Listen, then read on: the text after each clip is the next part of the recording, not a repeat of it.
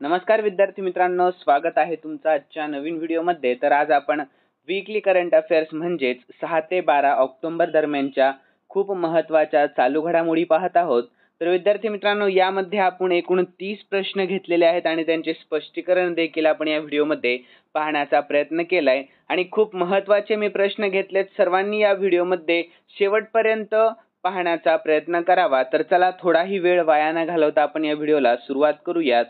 तर आजचा पहिला आणि महत्त्वाचा प्रश्न पाहून घेऊयात। तर विद्यार्थी मित्रांनो, आपल्या भारतातील पहिले electric truck battery swapping station खालीलपैकी कोणत्या शहरामध्ये सुरू झाले आहे? तर याचे योग्य उत्तर ऑप्शन सी, सोनीपत या। कोणत्या? तर सोनीपत या। तर यानंतर याविषयी आपण महत्त्वाची माहिती देखील पाहून घेऊयात। तर विद्यार्थी मित्रांनो, केंद्रीय रस्ते वाहतूक आणि महामार्ग मंत्री नितीन गडकरी यांनी सोनीपतमधील गन्नेर येथील पंची गुजराण गावामध्ये असलेल्या Delhi international cargo terminal private limited येथे आपल्या भारतातील पहिल्या व्यावसायिक इलेक्ट्रिक ट्रक बॅटरी स्वॅपिंग आणि चार्जिंग स्टेशनचे नुकतेच उद्घाटन केले आहे। यानंतर दुसरा प्रश्न, खालीलपैकी कोणता देश 8वे आंतरराष्ट्रीय सौर आघाडी संमेलनाचे आयोजन करणार आहे? तर याचे योग्य उत्तर ऑप्शन बी, आपला भारत देश। कोणता? तर आपला भारत हा देश। त्याविषयी महत्त्वाची माहिती पाहूयात। तर भारत 27 ते 30 ऑक्टोबर 2025 दरम्यान नवी दिल्लीतील भारत मंडपम येथे 8वे आंतरराष्ट्रीय सौर आघाडी संमेलनाचे आयोजन करणार आहे आणि हा कार्यक्रम जागतिक समुदायाला सौर ऊर्जेकडे एकत्र आणण्यासाठी आणि शाश्वत भविष्यासाठी सौर ऊर्जेचा अवलंब करण्यास गती देण्यासाठी एक व्यासपीठ प्रदान करेल। यानंतर पुढील प्रश्न, तर खालीलपैकी कोणत्या राज्यामध्ये नेसोलिंक्स बॅनाबिटाने नावाची एक नवीन वेप्स प्रजाती आढळली आहे? तर याचे योग्य उत्तर आहे ऑप्शन बी, पश्चिम बंगाल या। कोणत्या? तर पश्चिम बंगाल। यानंतर पुढील प्रश्न आहे चौथा, तर खालीलपैकी कोणाला 2025 चा साहित्यातील नोबेल पुरस्कार देण्यात आला आहे? तर याचे योग्य उत्तर आहे ऑप्शन डी, लाझ्लो क्रास्नहोरकाई यांना। कोणाला? तर लाझ्लो क्रास्नहोरकाई यांना। तर यानंतर याविषयी आपण महत्त्वाची माहिती पाहून घेऊयात। तर विद्यार्थी मित्रांनो, यावर्षी साहित्यातील नोबेल पुरस्कार हंगेरियन लेखक लाझ्लो क्रास्नहोरकाई यांना देण्यात आला आहे। स्वीडिश अकादमीने म्हटले आहे की लाझ्लोची कामे खोलवर हृदयस्पर्शी आणि दूरदर्शी आहेत। जगामध्ये दहशत आणि भीती असतानाही ते कलेची शक्ती दाखवतात। तर लाझ्लोला 11 दशलक्ष स्वीडिश क्रोनर म्हणजेच 10.3 कोटी, एक सुवर्ण पदक आणि एक प्रमाणपत्र मिळेल। तर हे पुरस्कार 10 डिसेंबर रोजी स्टॉकहोममध्ये प्रदान केले जाणार आहेत। यानंतर लाझ्लो यांना 2015 मध्ये मॅन बुकर आंतरराष्ट्रीय पुरस्कार आणि 2019 मध्ये अनुवादित साहित्यासाठी राष्ट्रीय पुस्तक पुरस्कार मिळालेला आहे। यानंतर पाचवा प्रश्न, अलीकडेच न्यायमूर्ती सौमेन सेन यांची कोणत्या उच्च न्यायालयाचे 14वे मुख्य न्यायाधीश म्हणून नियुक्ती करण्यात आली? तर याचे योग्य उत्तर ऑप्शन डी, मेघालय उच्च न्यायालय। कोणत्या? तर मेघालय उच्च न्यायालय। तर याविषयी आपण महत्त्वाची माहिती पाहूयात। तर आपल्या भारतीय संविधानाने दिलेल्या अधिकारांचा वापर करून राष्ट्रपतींनी कोलकाता उच्च न्यायालयाचे न्यायाधीश श्री न्यायमूर्ती सौमेन सेन यांची मेघालय उच्च न्यायालयाचे मुख्य न्यायाधीश म्हणून नुकतीच नियुक्ती करण्यास मान्यता दिलेली आहे। यानंतर सहावा प्रश्न, तर राष्ट्रीय गुन्हे नोंद ब्युरो म्हणजेच NCRB नुसार सलग 4थ्या वर्षी आपल्या भारतातील सर्वात सुरक्षित शहर म्हणून कोणत्या शहराला स्थान देण्यात आले आहे? तर याचे योग्य उत्तर ऑप्शन आहे कोलकाता या। कोणत्या? तर कोलकाता या। तर याविषयी महत्त्वाची माहिती पाहून घेऊयात। तर नॅशनल क्राईम रेकॉर्ड्स ब्युरो म्हणजेच NCRB नुसार कोलकाता हे सलग 4थ्या वर्षी आपल्या भारतातील सर्वात सुरक्षित शहर म्हणून घोषित झाले आहे आणि 2023 मध्ये दखलपात्र गुन्ह्यांचा सर्वात कमी दर येथे नोंदवला गेला आहे। तर NCRBच्या अहवालानुसार 2023 मध्ये कोलकातामध्ये प्रति लाख लोकसंख्येमागे 83.9 दखलपात्र गुन्हे नोंदवले गेले, जे ब्युरोने सर्वेक्षण केलेल्या 20 लाखांपेक्षा जास्त लोकसंख्या असलेल्या 19 भारतीय शहरांमध्ये सर्वात कमी आहेत। तर विद्यार्थ्यांनो, यानंतर भारतातील टॉप 3 सर्वात सुरक्षित शहरांची यादी कोलकाता, हैदराबाद, त्यानंतर आहे पुणे। यानंतर भारतातील टॉप 3 असुरक्षित शहरांची यादी कोची, दिल्ली आणि सुरत। यानंतर सातवा प्रश्न, नुकत्याच प्रसिद्ध झालेल्या हुरुन रिच लिस्ट 2025 मध्ये आपल्या भारतामध्ये कोण अव्वल स्थानावर आहे? तर याचे योग्य उत्तर ऑप्शन सी मुकेश अंबानी. कोण? तर मुकेश अंबानी. यानंतर याविषयी महत्त्वाची माहिती पाहून घेऊयात. तर विद्यार्थी मित्रांनो 2025च्या हुरुन रिच लिस्टमध्ये मुकेश अंबानी आपल्या भारतातील सर्वात श्रीमंत व्यक्ती बनले. तर त्यांची एकूण संपत्ती 9.55 लाख कोटी म्हणजेच $110 अब्ज आहे. तर त्यापेक्षा जास्त असल्याचा यामध्ये अंदाज सांगितला जातोय.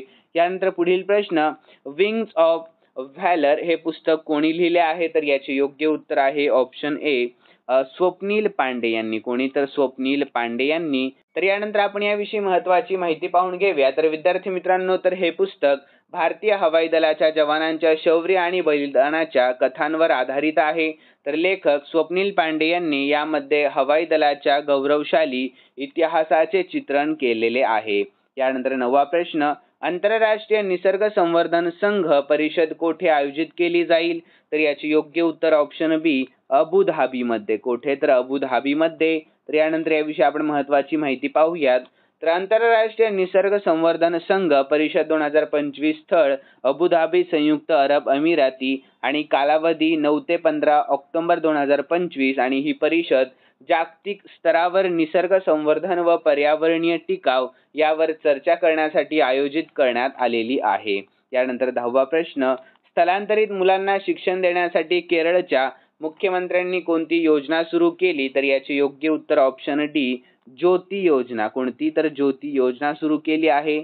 यानंतर याविषयी आपण महत्त्वाची माहिती पाहूयात स्पष्टीकरणासहित.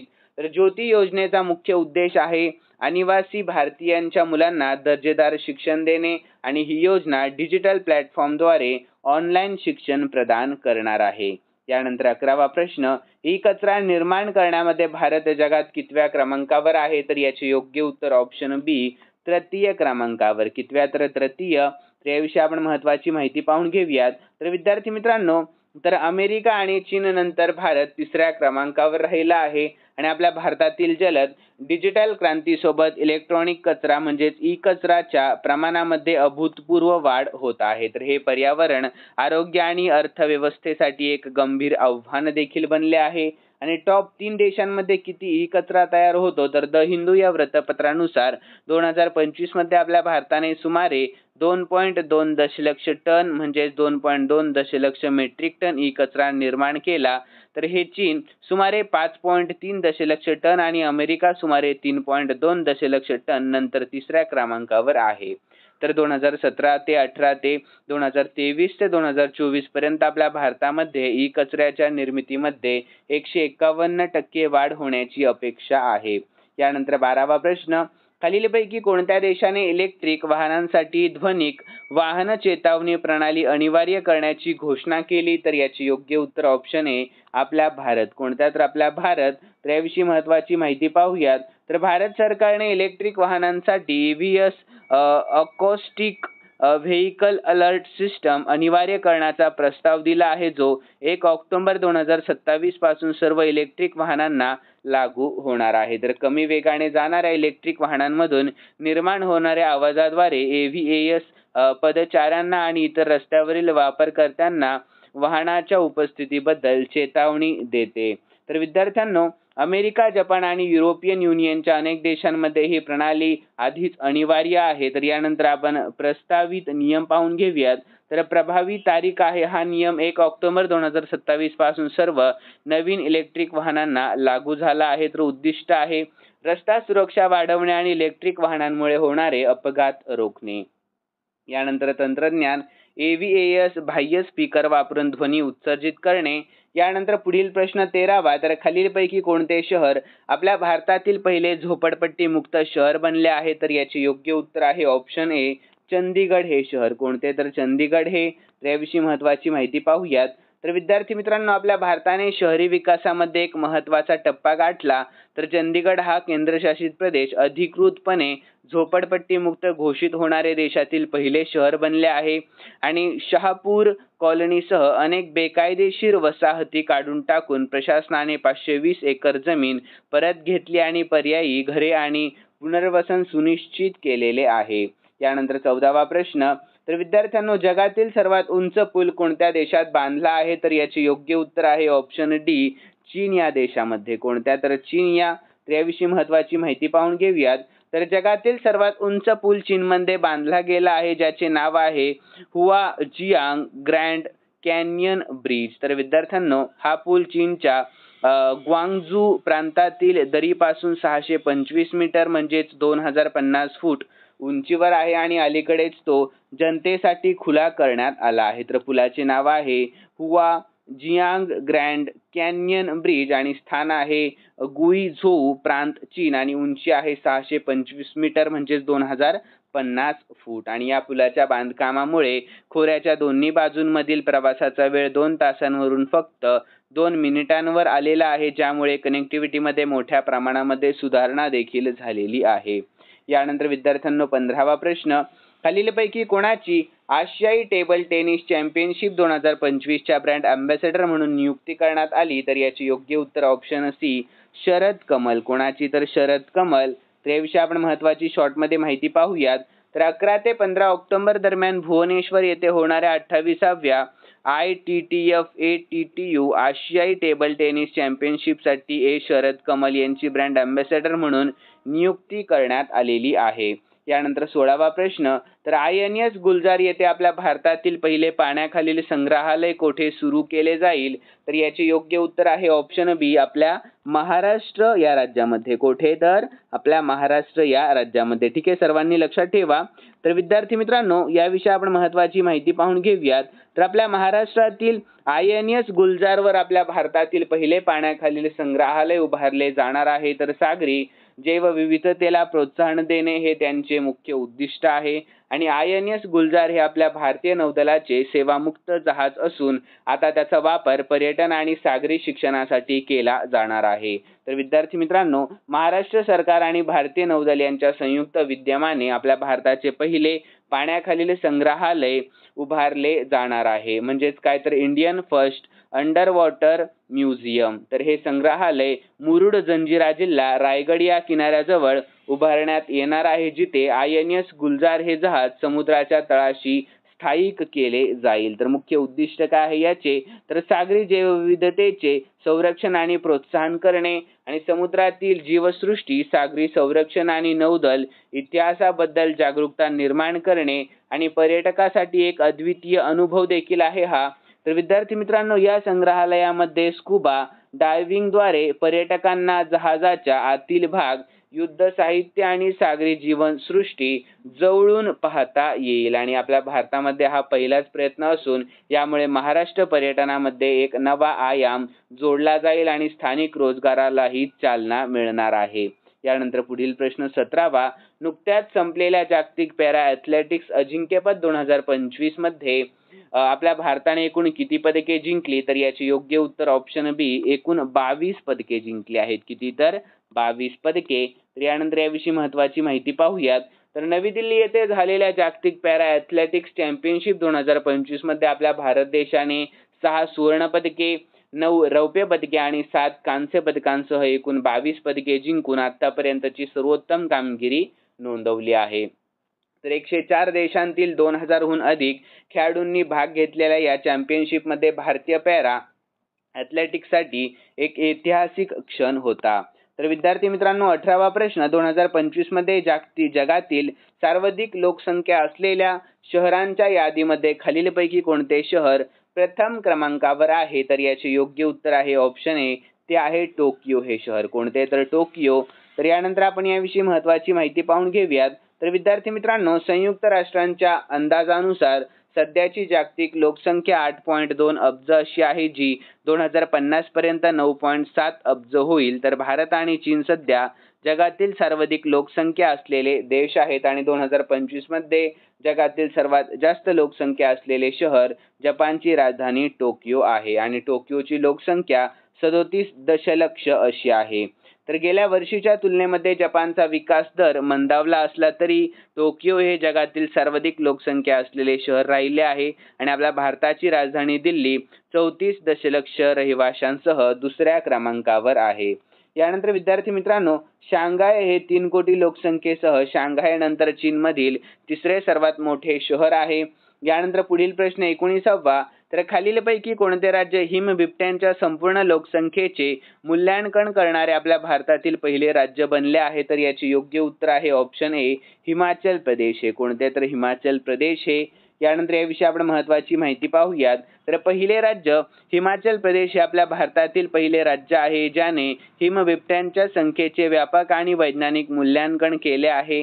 तर यानंतर सर्वेक्षणाची व्याप्ती, तर या सर्वेक्षणामध्ये 26,000 चौरस किलोमीटर क्षेत्र व्यापले गेले आणि 271 कॅमेरा ट्रॅपचा वापर करण्यात आला आहे. तर लोकसंख्याची माहिती, तर 2023च्या सर्वेक्षणामध्ये असे दिसून आले आहे की हिमाचल प्रदेशामध्ये 83 हिमबिबटे आहेत जे 2021च्या सर्वेक्षणामध्ये आढळलेल्या 51 पेक्षा जास्त आहेत.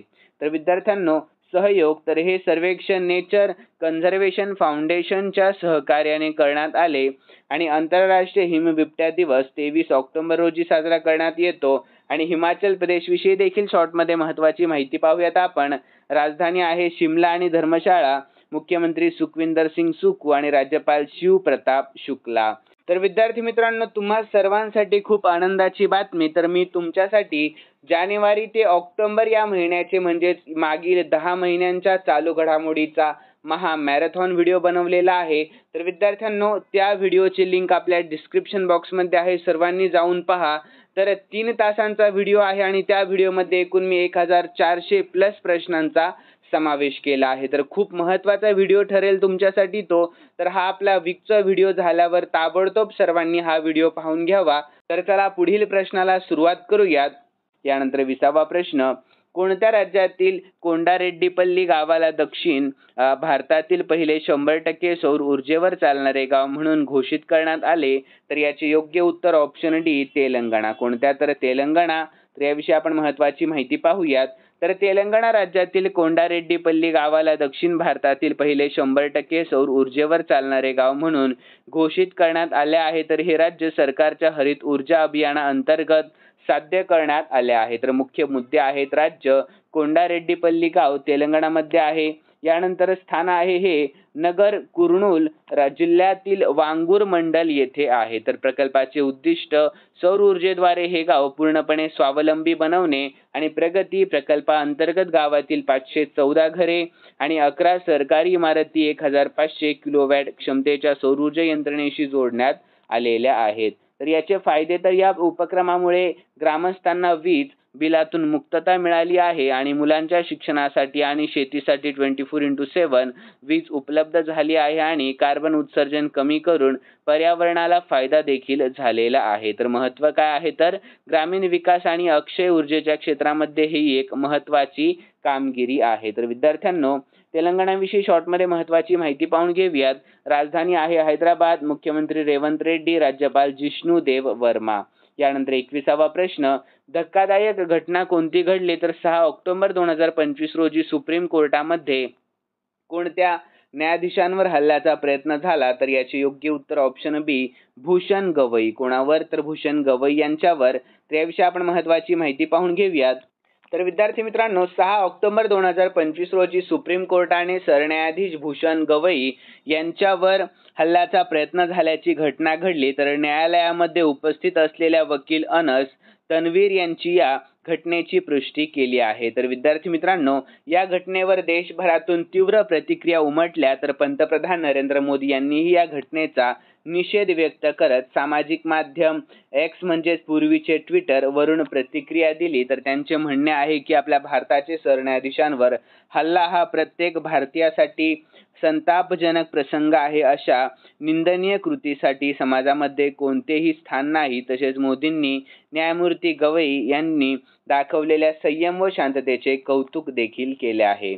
यानंतर पुढील प्रश्न, यावर्षीचा संगीत सूर्य केशवराव भोसले स्मृती पुरस्कार कोणाला प्रदान करण्यात आला? तर याचे योग्य उत्तर आहे ऑप्शन सी, अशोक सराफ यांना. कोणाला? तर अशोक सराफ यांना. तर याविषयी महत्त्वाची माहिती पाहूयात. तर प्रसिद्ध अभिनेते अशोक सराफ यांना 2025 साली संगीत सूर्य केशवराव भोसले स्मृती पुरस्कार प्रदान करण्यात आला आहे. तर हा पुरस्कार मराठी रंगभूमी, नाटक आणि चित्रपट सृष्टीतील उल्लेखनीय कार्यासाठी दिला जातो.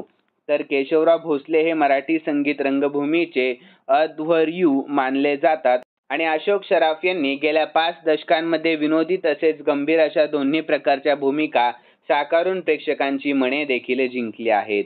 यानंतर पुढील प्रश्न, 2025 सालचा फिजिओलॉजी किंवा मेडिसिन म्हणजेच वैद्यकशास्त्र या क्षेत्रातील नोबेल पुरस्कार कोणाला प्रदान करण्यात आला? तर याचे योग्य उत्तर मेरी ई ब्रँको यांना, फ्रेड रॅम्सडेल यांना आणि शिमोन सकागुची यांना, म्हणजेच ऑप्शन डी वरील पैकी सर्वांना प्रदान करण्यात आला आहे. तर याविषयी महत्त्वाची माहिती पाहून घेऊयात.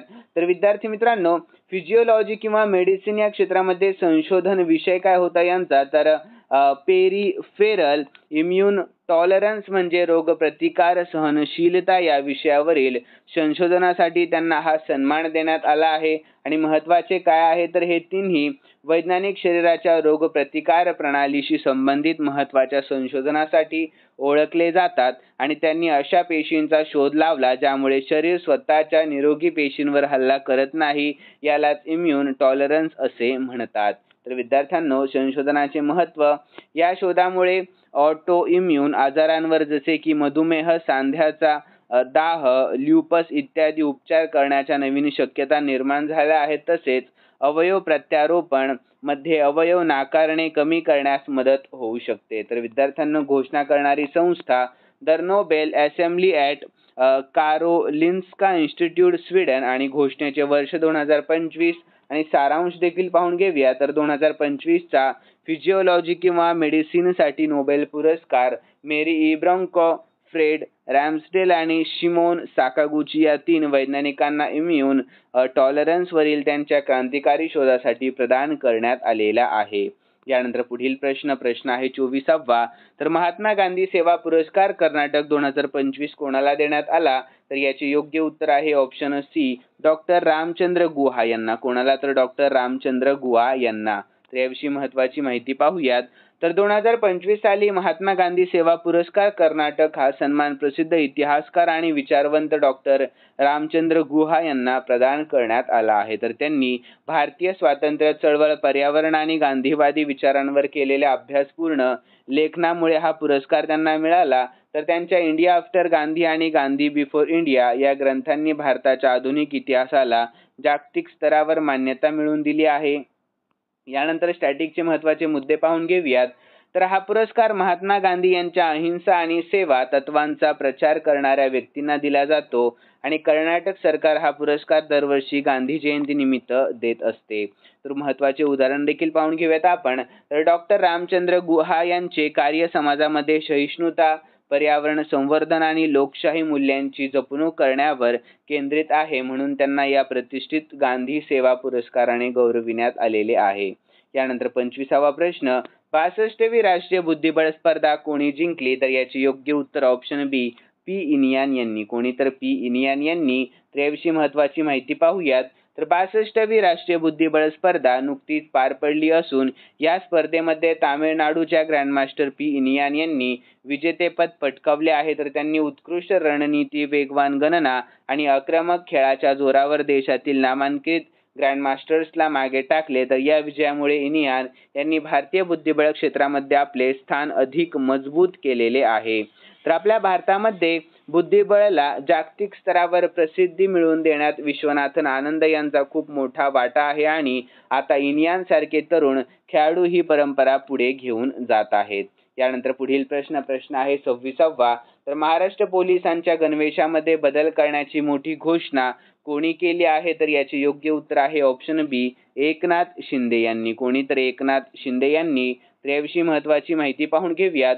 तर अभिनेता अक्षय कुमार यांनी नुकत्याच घेतलेल्या मुलाखतीमध्ये आपल्या महाराष्ट्राचे मुख्यमंत्री देवेंद्र फडणवीस यांच्याशी संवाद साधला. तर या संवादादरम्यान अक्षय कुमारने सांगितले की महाराष्ट्र पोलिसांच्या बुटांमध्ये हिल्स असल्याने त्यांना धावायला मोठ्या प्रमाणात अडचण होते. तर या सूचनेवर फडणवीस यांनी तत्काळ सहमती दर्शवली आणि पोलिसांच्या गणवेशामध्ये बदल करण्याची घोषणा केली. तर या निर्णयामुळे पोलिसांचे बूट अधिक आरामदायक आणि धावण्यासाठी योग्य बनवणे जातील. तर हा बदल पोलिसांच्या कार्यक्षमता आणि सोयीसाठी एक महत्त्वपूर्ण सुधारणा ठरेल. तर महत्त्वाचे उदाहरण देखील आपण या प्रश्नाचे पाहून घेऊयात. जसे सैन्य दलामध्ये सैनिकांना शारीरिक कामगिरीसाठी त्यांच्या बुटांचे डिझाईन सुधारले जाते, तसेच आता महाराष्ट्र पोलिसांनाही आधुनिक आणि कार्यक्षम बूट मिळतील जे त्यांच्या दैनंदिन कामगिरीमध्ये मदत करणार आहेत. यानंतर पुढील प्रश्न आहे 27वा.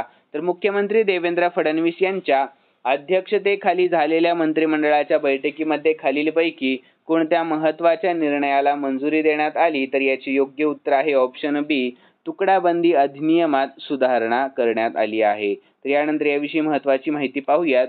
तर मंत्रिमंडळाच्या बैठकीमध्ये उद्योग, नगर विकास, महसूल आणि गृहनिर्माण विभागासंबंधी महत्त्वाचे निर्णय घेण्यात आले आहे. तर यामध्ये तुकडाबंदी अधिनियमामध्ये सुधारणा करण्यास मंजुरी देण्यात आली आहे. तर तुकडाबंदी अधिनियमाचा उद्देश झोपडपट्टी आणि अवैध बांधकामांवर नियंत्रण ठेवणे हा आहे. तर सुधारित अधिनियमामुळे झोपडपट्ट्यांच्या पुनर्विकासाला अधिक सोपी आणि प्रभावी धोरणे लागू करता येतील. त्यानंतर याशिवाय SRA मध्ये क्लस्टर योजना राबविण्याची मंजुरी आणि अकोलो येथील वरिष्ठ दिवाणी न्यायालयातील आवश्यक पदांची मान्यता देखील मंजूर झाली. तर महत्त्वाचे उदाहरण पाहून घेऊयात.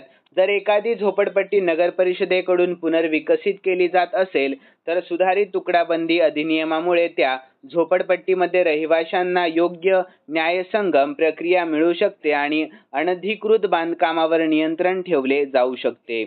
यानंतर पुढील प्रश्न आहे 28वा. तर साने टाकाईची खालीलपैकी कोणत्या देशाचे पहिले महिला पंतप्रधान म्हणून नियुक्ती केली जाणार आहे? तर याचे योग्य उत्तर आहे ऑप्शन डी, जपान या. कोणत्या? तर जपान या. तर याविषयी आपण महत्त्वाची माहिती पाहूयात. तर जपानच्या माजी आर्थिक सुरक्षा मंत्री साने ताकाई यांची मतदानामध्ये जपानच्या सत्ताधारी लिबरल डेमोक्रेटिक पार्टी म्हणजेच LDP चे नेते म्हणून निवड झाली आहे. तर त्या 15 ऑक्टोबर रोजी जपानच्या पहिल्या महिला पंतप्रधान बनणार आहेत. तर विद्यार्थी मित्रांनो, स्टॅटिकचे महत्त्वाचे मुद्दे: राजधानी आहे जपानची टोकियो, चलन आहे जपानी येन. ठीक आहे, सर्वांनी लक्षात ठेवा. यानंतर पुढील प्रश्न आहे 29वा. तर खालीलपैकी कोणत्या शहरामध्ये BWF जागतिक ज्युनियर अजिंक्यपद स्पर्धा 2025 चे उद्घाटन झाले? तर याचे योग्य उत्तर ऑप्शन डी, गुवाहाटी. कोठे? तर गुवाहाटी.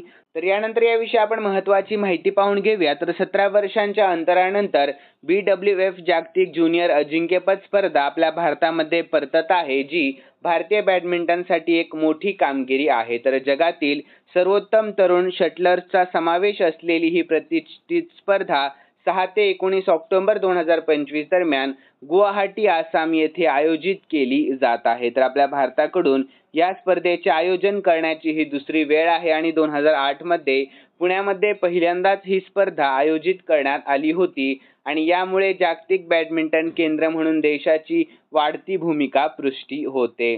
यानंतर पुढील प्रश्न आहे 30वा आणि शेवटचा प्रश्न आहे आपला. तर पुण्यातील कोणत्या परिसरामध्ये दहशतवादी हालचालींच्या संशयावरून ATS आणि पुणे पोलिसांनी रात्रभर सर्च ऑपरेशन राबवले? तर याचे योग्य उत्तर आहे ऑप्शन बी, कोंढवा. कोठे? तर कोंढवा.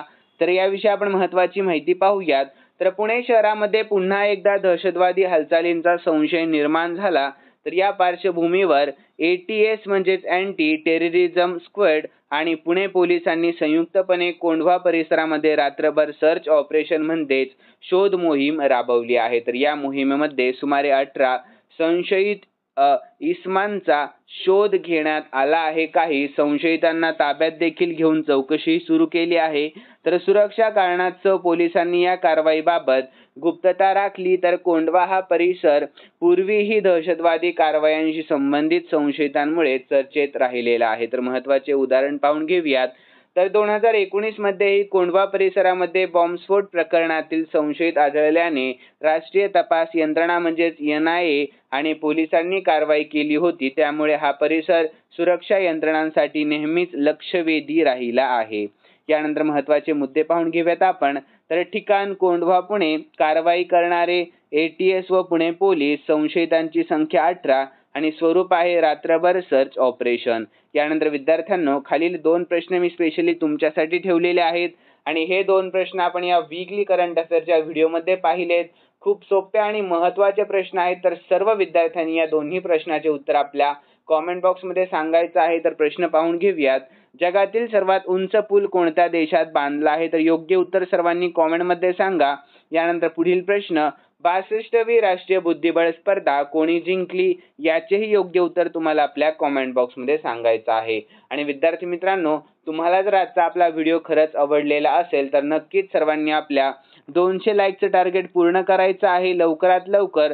आणि आपल्या व्हिडिओला लाईक करा आणि सबस्क्राईब करायला अजिबात विसरू नका. जर तुम्हाला व्हिडिओ खरंच आवडला असेल तर तुमच्या मित्रालाही व्हिडिओ शेअर करायला विसरू नका. तर चला भेटूयात नवीन व्हिडिओमध्ये. धन्यवाद.